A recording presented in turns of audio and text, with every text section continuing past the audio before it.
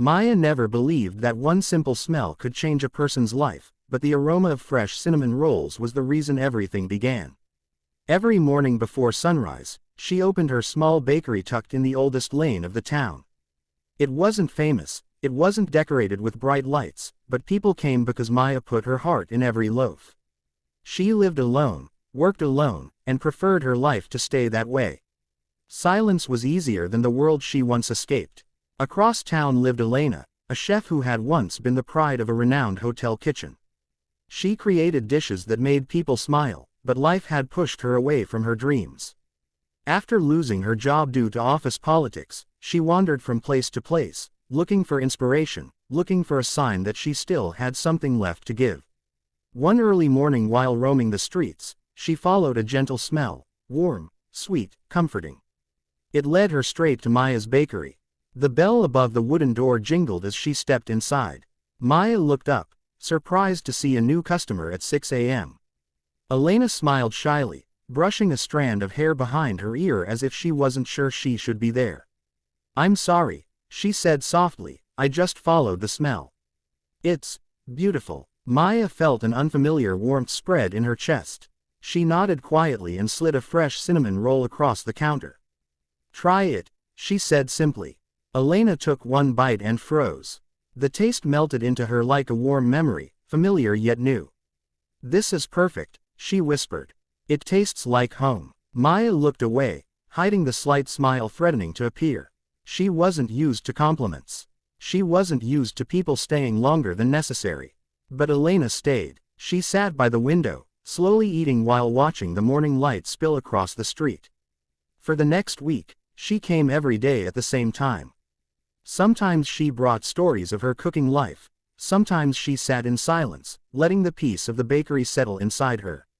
Maya listened, not always with words, but with her soft glances and small gestures that said more than long conversations ever could. One morning Elena asked, "Did you create this recipe yourself?" Maya hesitated, her hands pausing over the dough. "Not entirely," she finally replied. "Someone I loved taught it to me." Elena understood instantly that the past was painful. She didn't press further. She simply stood beside Maya and began helping with whatever she could, folding boxes, wiping counters, refilling jars. Maya protested at first, but eventually she allowed it. Soon, their mornings found a quiet rhythm.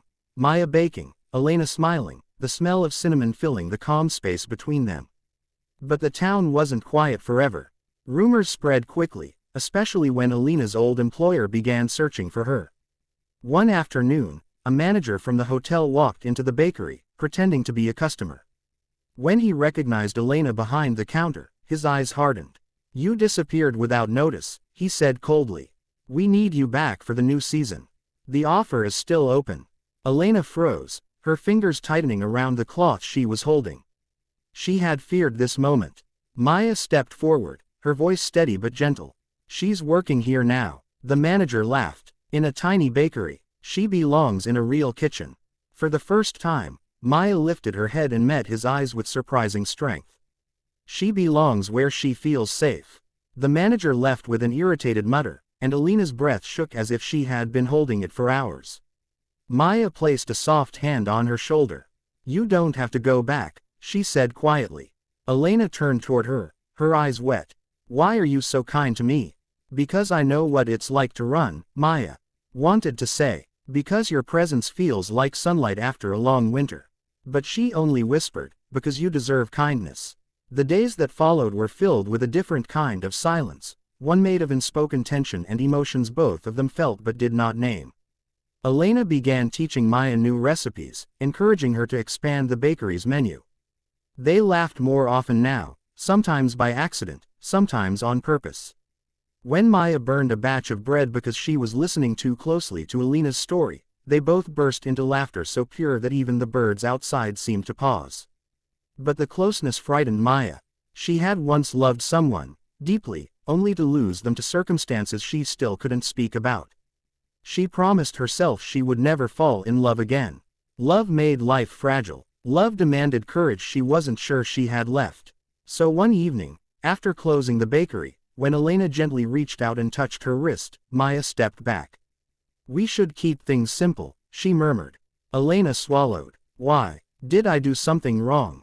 No, Maya whispered. It's me. I don't want to hurt you.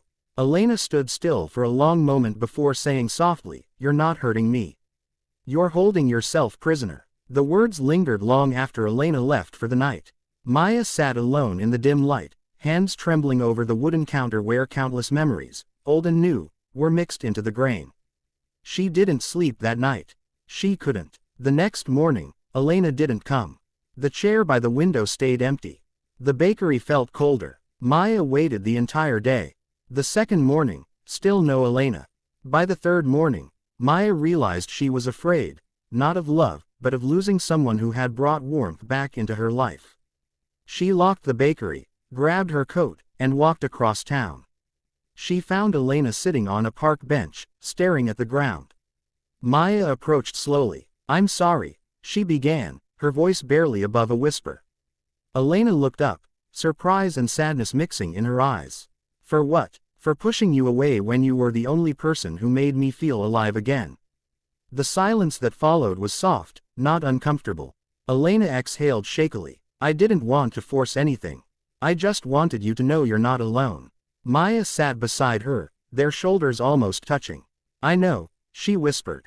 And I don't want to run anymore. Elena looked at her, really looked at her, and something healed inside both of them at the same time. Slowly, carefully, their fingers intertwined. No dramatic confession, no rushing. Just warmth, just understanding. They returned to the bakery together. From that day on, it wasn't just Maya's bakery anymore. It became their kitchen, their mornings, their gentle world built around a hidden recipe that had brought them together. And although life outside still whispered, judged, assumed, inside the bakery, two women found a safe place to love in the quiet way they knew best.